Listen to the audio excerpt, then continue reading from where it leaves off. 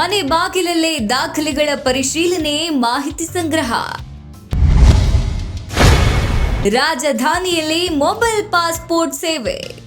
ಹಿಂದಿನ ಕಾಲದಲ್ಲಿ ಪಾಸ್ಪೋರ್ಟ್ ಅನ್ನ ಹೊಂದುವುದು ಪ್ರತಿಷ್ಠೆಯ ವಿಷಯ ಆಗಿತ್ತು. ಪಾಸ್ಪೋರ್ಟ್ ಎಂದ್ರೆ ಕೇವಲ ಪ್ರತಿಷ್ಠಿತ ವ್ಯಕ್ತಿಗಳು, ಗಣ್ಯರಿಗೆ ಮಾತ್ರ ಎಂಬ ಕಲ್ಪನೆ ಕೂಡ ಇತ್ತು. ಆದ್ರೆ ಇಂದು ಶ್ರೀಸಾಮಾನ್ಯನು ಅಂದ್ರೆ ಸಾಮಾನ್ಯ ಜನರು ಕೂಡ ಪಾಸ್ಪೋರ್ಟ್ ಅನ್ನ ಪಡೆದುಕೊಳ್ಳಬಹುದಾಗಿದೆ. ಇದು ಅಂತಾರಾಷ್ಟ್ರೀಯ ಪ್ರಯಾಣಕ್ಕೆ ಪ್ರಮುಖ ದಾಖಲೆಯಾಗಿ ಅಷ್ಟೇ ಅಲ್ಲದೆ ಸರ್ಕಾರದ ಅಧಿಕೃತ ದಾಖಲೆಯೂ ಕೂಡ ಹೌದು. ನಿಮ್ಮ ಗುರುತು ಮತ್ತು ಪೌರತ್ವದ ಅಧಿಕೃತ ಪುರಾವೆಯಾಗಿಯೂ ಕೂಡ ಇದು ಕಾರ್ಯನಿರ್ವಹಿಸುತ್ತೆ. ಆದ್ರೆ ಒಂದು ಪಾಸ್ಪೋರ್ಟ್ ಆಗ್ಬೇಕು ಅಂತ ಹೇಳಿದ್ರೆ ಕಚೇರಿಗಳಿಗೆ ಅಲ್ದಾಡ್ಬೇಕಾಗತ್ತೆ. ಆದ್ರೆ ಇದೀಗ ರಾಜಧಾನಿ ಬೆಂಗಳೂರಿನಲ್ಲಿ ಮನೆ ಬಾಗಿಲಿನಲ್ಲೇ ದಾಖಲೆಗಳ ಪರಿಶೀಲನೆ, ಮಾಹಿತಿ ಸಂಗ್ರಹ ಮಾಡಲಾಗುತ್ತೆ.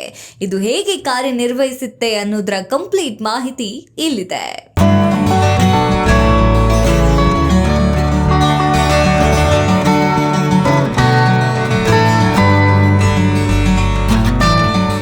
ಪಾಸ್ಪೋರ್ಟ್ ಸೇವಾ ಕೇಂದ್ರಗಳ ಕಾರ್ಯ ಒತ್ತಡವನ್ನು ತಗ್ಗಿಸಲು ಹಾಗೂ ಶೀಘ್ರ ಪಾಸ್ಪೋರ್ಟ್ ವಿತರಣೆಗಾಗಿ ಪ್ರಾದೇಶಿಕ ಪಾಸ್ಪೋರ್ಟ್ ಕೇಂದ್ರವು ರಾಜಧಾನಿಯಲ್ಲಿ ಸಂಚಾರಿ ವಾಹನ ಸೇವೆಯನ್ನ ಪಾಸ್ಪೋರ್ಟ್ ಪರಿಚಯಿಸಿದೆ.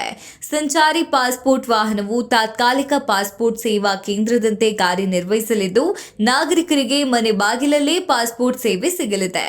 ಟಾಟಾ ಕನ್ನಲೆ ಸರ್ವಿಸಸ್ ಕಂಪನಿ ಸಹಭಾಗಿತ್ವದಲ್ಲಿ ಈ ಸೇವೆ ಜಾರಿಗೊಳಿಸಲಾಗಿದೆ. ಯಲಹಂಕದಲ್ಲಿ ಆರಂಭವಾಗಿರುವ ಈ ಸೇವೆಯ ಮೂಲಕ ಜನರು ಆನ್ಲೈನ್ನಲ್ಲಿ ಸಮಯಾವಕಾಶ ಪಡೆದು ತಮ್ಮ ಮನೆ ಬಳಿಯೇ ಪಾಸ್ಪೋರ್ಟ್ ಪ್ರಕ್ರಿಯೆಯನ್ನ ಪೂರ್ಣಗೊಳಿಸಬಹುದಾಗಿದೆ. ವಿದೇಶಾಂಗ ವ್ಯವಹಾರಗಳ ಸಚಿವಾಲಯ ಕೂಡ ಬೆಂಗಳೂರಿನ ಪ್ರಾದೇಶಿಕ ಪಾಸ್ಪೋರ್ಟ್ ಕೇಂದ್ರಕ್ಕೆ ಸಂಚಾರಿ ಪಾಸ್ಪೋರ್ಟ್ ವಾಹನವನ್ನು ಒದಗಿಸಿದೆ. ಈ ವಾಹನವು ಪಾಸ್ಪೋರ್ಟ್ ಸೇವಾ ಕೇಂದ್ರ ಅಥವಾ ಅಂಚೆ ಕಚೇರಿಯ ಪಾಸ್ಪೋರ್ಟ್ ಸೇವಾ ಕೇಂದ್ರದ ಅಂದ್ರೆ POPSK ಸೌಲಭ್ಯ ವಂಚಿತ ಪ್ರದೇಶಗಳಲ್ಲಿ ಸಂಚರಿಸಲಿದೆ. ಹೀಗಾಗಿ ಜನರು ಪಾಸ್ಪೋರ್ಟ್ಗಾಗಿ ದಾಖಲೆಗಳನ್ನ ಹಿಡಿದು ಪ್ರಾದೇಶಿಕ ಪಾಸ್ಪೋರ್ಟ್ ಸೇವಾ ಕೇಂದ್ರಕ್ಕೆ ಬರುವ ತಾಪತ್ರಯ ತಪ್ಪಲಿದೆ. ಬೆಂಗಳೂರಿಗೆ ಸೀಮಿತವಾದಂತಹ ಬಡಾವಣೆಗಳಲ್ಲಿ ಸಂಚರಿಸಲಿರುವಂತಹ ಈ ವಾಹನ ಅಸ್ತಿತ್ವದಲ್ಲಿರುವ ಪಾಸ್ಪೋರ್ಟ್ ಕೌಂಟರ್ಗಳಿಗೆ ಪೂರಕವಾಗಿ ಸೇವೆಯನ್ನು ಒದಗಿಸಲಿದೆ. ಬೆಂಗಳೂರಿನ ಜನರ ಸ್ಪಂದನೆ ಆಧರಿಸಿ ರಾಜ್ಯದ ಬೇರೆ ಭಾಗಗಳಿಗೂ ಕೂಡ ಈ ಸೇವೆ ವಿಸ್ತರಿಸಲು ನಿರ್ಧರಿಸಲಾಗಿದೆ. ಹಾಗಾದ್ರೆ ಸಂಚಾರಿ ಪಾಸ್ಪೋರ್ಟ್ ವಾಹನದಲ್ಲಿ ಎಷ್ಟು ಅರ್ಜಿಗಳನ್ನ ಸ್ವೀಕರಿಸಲಾಗುತ್ತೆ ಅನ್ನುವುದನ್ನ ನೋಡೋದಾದ್ರೆ, ದಿನಕ್ಕೆ ಗರಿಷ್ಠ ಅಂದ್ರೆ 40 ರಿಂದ 50 ಅರ್ಜಿಗಳನ್ನ ಸ್ವೀಕರಿಸಲಾಗುತ್ತೆ. ವಾಹನವು ನಿರ್ದಿಷ್ಟ ಪ್ರದೇಶಕ್ಕೆ ಭೇಟಿ ನೀಡುವ ಬಗ್ಗೆ ಮುಂಚಿತವಾಗಿ ಪ್ರಚಾರ ಮಾಡಲಾಗುತ್ತೆ.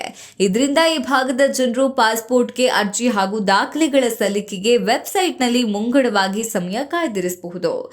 ಈ ಸೇವೆಗೆ ಅರ್ಜಿದಾರರು ಮೊದಲು ಅಧಿಕೃತ ಪಾಸ್ಪೋರ್ಟ್ ಸೇವಾ ಪೋರ್ಟಲ್ ಅಥವಾ ಆಪ್ ಮೂಲಕ ಅರ್ಜಿಯನ್ನು ಸಲ್ಲಿಸಬೇಕಾಗುತ್ತೆ ಮತ್ತು ಶುಲ್ಕವನ್ನ ಕೂಡ ಪಾವತಿಸಬೇಕು. ನಂತರ ಮೊಬೈಲ್ ಪಾಸ್ಪೋರ್ಟ್ ವಾಹನದ ಸ್ಥಳವನ್ನ ಆಯ್ಕೆ ಮಾಡಿಕೊಂಡು ದಿನಾಂಕ ಮತ್ತು ಸಮಯ ಕಾಯ್ದಿರಿಸಬೇಕಾಗುತ್ತೆ. ನಿಗದಿತ ದಿನಾಂಕಕ್ಕೆ ವಾಹನ ಬಂದಿರುವ ಸ್ಥಳಕ್ಕೆ ಮೂಲ ದಾಖಲೆಗಳೊಂದಿಗೆ ಹೋಗಬೇಕು. ಬಳಿಕ ಅರ್ಜಿದಾರರ ಫೋಟೋ, ಬೆರಳಚ್ಚು ಸೇರಿದಂತೆ ಎಲ್ಲಾ ಬಯೋಮೆಟ್ರಿಕ್ ಮಾಹಿತಿಯನ್ನ ಸ್ಥಳದಲ್ಲಿ ಸಂಗ್ರಹಿಸಿ ದಾಖಲೆಗಳನ್ನ ನಡೆಸಲಾಗುತ್ತೆ.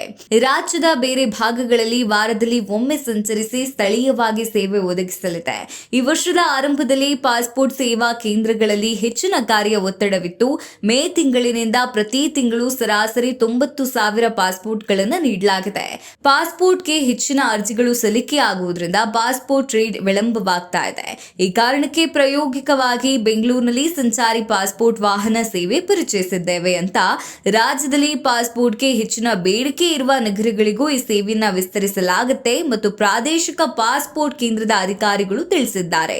ಈ ವಾಹನದಲ್ಲಿ ಹೊಸ ಪಾಸ್ಪೋರ್ಟ್ಗಳು ಅಥವಾ ಸಾಮಾನ್ಯ ಪ್ರಕ್ರಿಯೆಯಲ್ಲಿ ಪಾಸ್ಪೋರ್ಟ್ಗಳ ನವೀಕರಣ ಮಾತ್ರ ಮಾಡಬಹುದು.